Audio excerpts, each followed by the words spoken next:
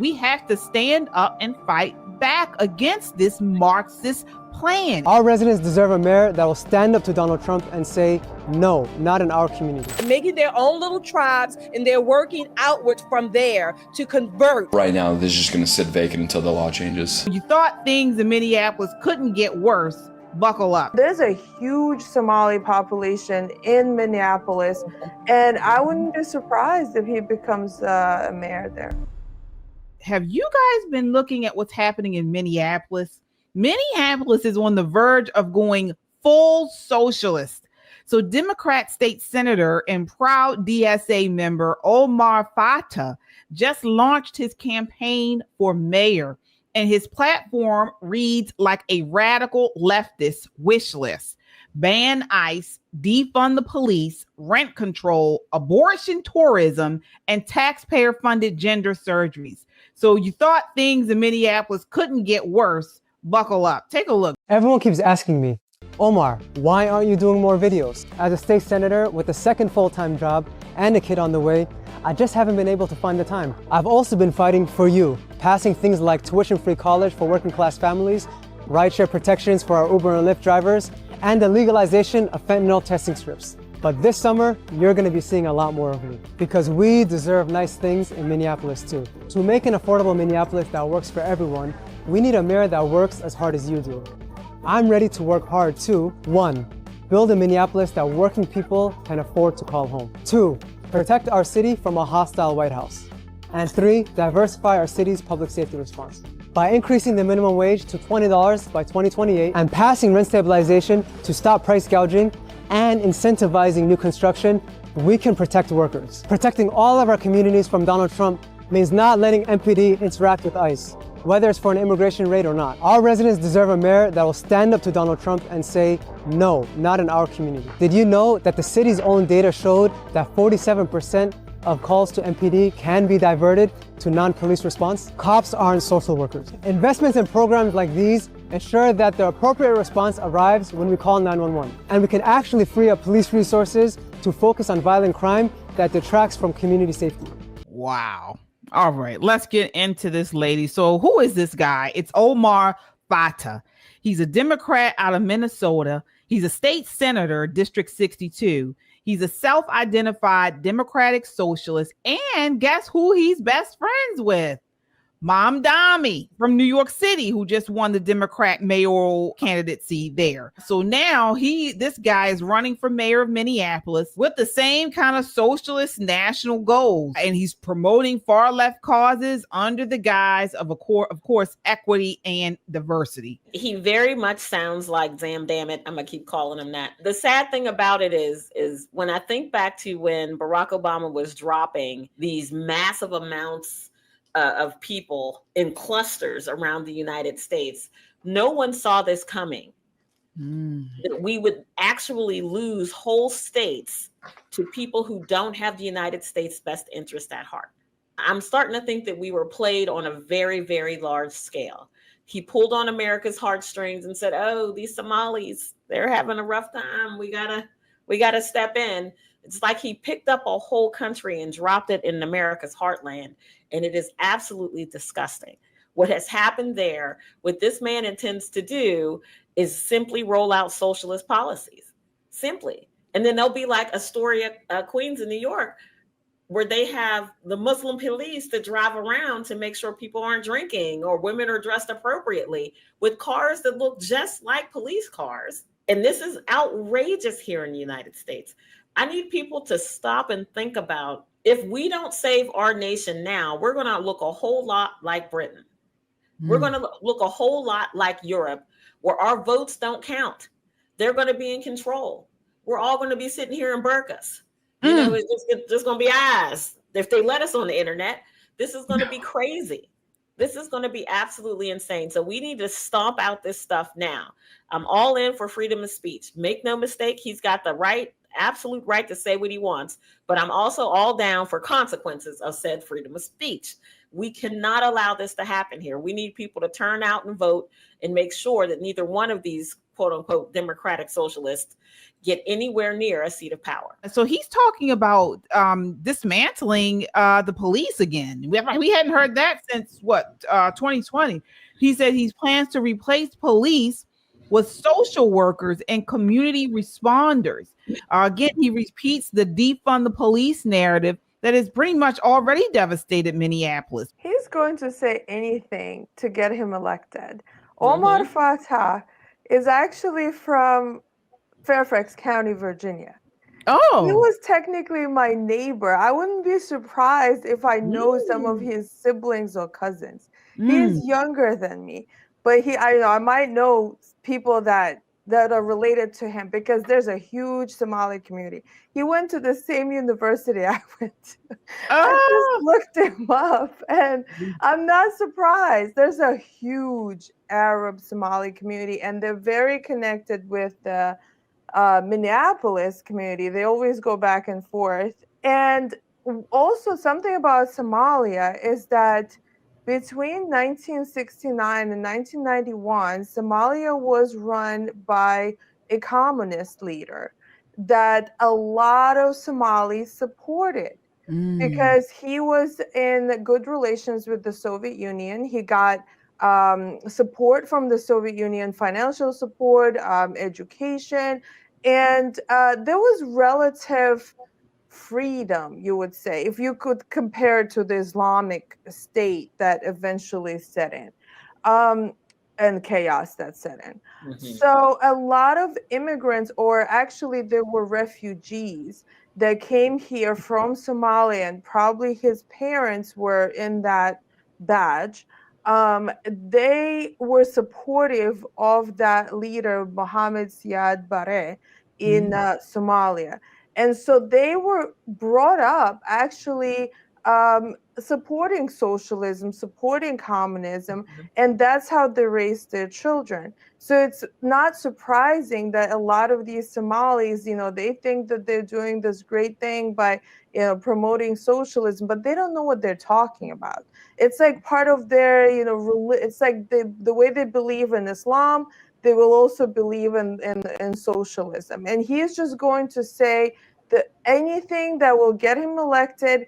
And there's a huge Somali population in Minneapolis, and I wouldn't be surprised if he becomes a mayor there. I would slightly disagree with Yana in that he might be saying whatever he's saying, believe it or not, but he believes it, and this is what he's advocating for. He has no fear, no qualms, no doubts to say that whatever he's saying, what he believes. And yes, what he is saying, the democratic socialism or whatever, I'm going to call it the Islamization of America, from Zamdami, I can never pronounce his name, Mamdani, to this guy Omar. And I would point you to Ayaan Hirsi Ali. She has been warning America for years about the Muslims coming here in the UK, in Western countries, in Germany, here in the United States, of course, and they are taking over. This is a part of the plan to Muslimize, I'm making that word up, and Islamize America, starting with the cities. These people are not afraid to go out and tell you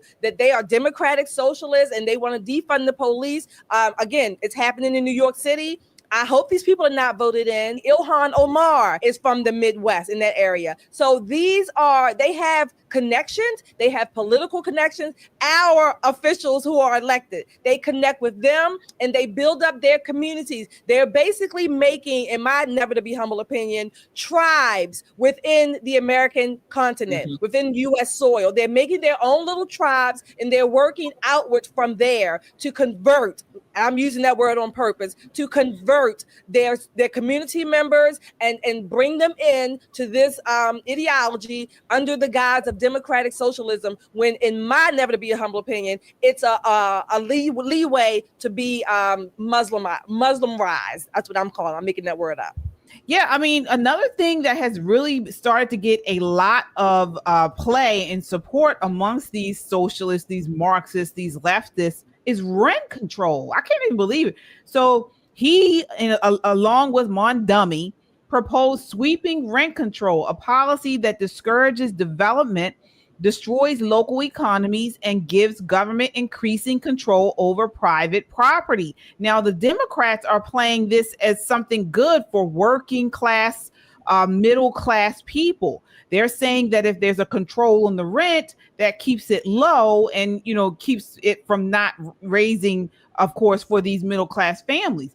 But it has another side to it. Take a look at what is happening in New York City. So this is one of 100,000 vacant apartments in New York City. Wow. I first made this video 6 years ago thinking, okay, the following year they'll renovate it and it'll be occupied, but 6 years later still vacant. And there's about 100 other apartments like this that are vacant because of this rent law that was passed in 2019. What's the law? So essentially this is a rent stabilized apartment and the landlords can't increase the rent in the apartment because of the law that was passed. It's not in there. It doesn't financially make sense. For example, the law used to be you can increase the rent 1/40th of the renovation cost, and now it's 1/116th. So if they put in, let's say, $100,000, they can barely increase the rent. So they're like, I'm not going to do that. It doesn't make financial sense. I'll just let it sit vacant. Let's say they did renovate this apartment and they increased the rent a little bit. It would still be rent stabilized and it would make their building less valuable. Jesus Christ. Yeah. So what do you do? Can you even sell this place? It doesn't have the most value right now. I'm sure it's at some point the law will change back and you'll be able to renovate it again. But right now, this is just going to sit vacant until the law changes. New York City becomes more and more unaffordable every single day because more and more apartments become vacant. People move out and then they're not being renovated. Wow. And see, but a lot of people, I know people who hear rent control and they say, oh, it's such a great idea. But it actually is not. Trying to control prices in a capitalist society is asinine. Let's just do that, right? So what's going to happen is just what he's saying. People who have made the investment to buy these properties and rent has been set at a certain amount of money. I'm not reaching in my pocket to fix up these places to pour more money on an investment that I'm not going to see a bigger return on. That's the American way. Everybody wants to invest, but that investment's going to have to pay off at some point. It's like Zamdamit saying that they're going to have government grocery stores, city-funded grocery stores. Well, where do people think he's going to get the money to fund these grocery stores if these grocery stores are designed not to turn a profit? They'll be closed inside of a month. The food they have won't be worth eating. You can't run socialist ideology through a capitalist filter and come out with something good. It just doesn't work. Yana, you've spoken about this a lot in Russia. I remember talking about how you had, buildings and structures that they would start the repairs and then they weren't completed. How does that connect with what they're doing here with this rent control? It's the same thing. And actually, Thomas Sowell, he has a whole chapter on rent control in Basic Economics in his book. And he goes into detail explaining why it doesn't work. I mean, one that we saw from this video, it just doesn't make sense for landlords to repair anything. Why would they spend money on repairs if they're not going to get profit? So every building that is rent controlled is going to get dilapidated, is going to fall apart, is going to have all sorts of issues. And we see that in cities that has rent control buildings. They're disgusting. They have pipes that are breaking. They have mice. They have also ceilings that are leaking. It's constant. Also, another issue with rent control, and that's been going on in New York, where let's say somebody is living in a big apartment that is the rent is controlled, they're not going to move out, even if it's just one person living there. Because why? It's great rent. So then every city that has rent control has shortage of buildings, of housing. Because of this issue, it's not normal. People are not moving as they normally should and not freeing apartments that could become available for someone at a normal price. So in the Soviet Union, that's, we've lived through that. We had shortage of housing the entire time of when the Soviet Union began until it ended. It was shortage of housing. And these people like Mamdani and the Somali guy, Fateh, he and the others, other socialists here, they're so nostalgic for the Soviet Union. It's amazing to me. They still have this perception that is some kind of utopian world they're going to create. It's sickening. And going back to where this guy is from, Minneapolis. I mean, after BLM riots and the whole defund the police chaos, the city is really vulnerable right now. And these radicals like Fateh are seizing their moment. So if he wins, expect total transformation, economic control, moral collapse, and erosion of national identity. Same as NYC, New York City. So, folks, I mean, I know I saw it in comments. Some people were saying, you know, these cities are just done for. They're these blue cities, you know, there's no saving them. But what do you think is going to happen once they control the cities? How long before they come for your town? We got to stop them. We can't just concede the cities, folks. The cities, as always have been, is a major nucleus of most states. The cities are that area. We cannot concede these cities. We have to stand up and fight back against this Marxist plan. It's plain and simple. So this is how far the left, you know, this is how they gain control, city by city, one radical policy at a time, until they are coming to your rural town. Okay, so we got to stand up now. We got to hold the line, stop them where they are. And if you agree, like, comment, and subscribe to stand up against the socialist agenda before it spreads. Can I add one little point to that? Yes. This is something else that as Americans, we should always be 2 points. We should always keep our eye on. You know, when they talk about the birth rate, how many children are being born, these Somali born, or these children born to people who are historically from Somalia, they're having babies left and right, left and center. You're so correct, Nicole. If you think for 1 second it's just going to be, you know, contained to Minnesota, it's not. They're coming for us. They're absolutely coming for us. They're already playing the call to prayer on speakers broadcast across the town, but you can't ring the church bell. So Let's just do to that. comment on that, like I said, I've grown up. I went to high school and college with these Somali kids that are now trying to run the country. And let me tell you, each family had about 10 children. No, I'm not. I'm not joking. They are. Yes, they do. 10. They are making Yeah, they babies. do have a lot of children. Yes. No, I'm not. Like, I'm being 100%. No, we believe you. Serious. You know, they have lots of children. So besides them just bringing up the birth rate, imagine they're also all related. So like they have 10 children, then those children get married, they have children, the parents have siblings, also 10 of them. And so in the Middle East and Africa, where these people are from, they're all related.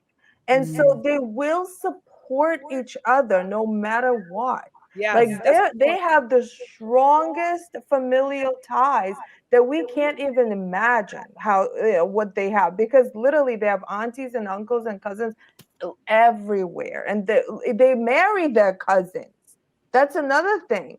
They're so tight knit. Yeah.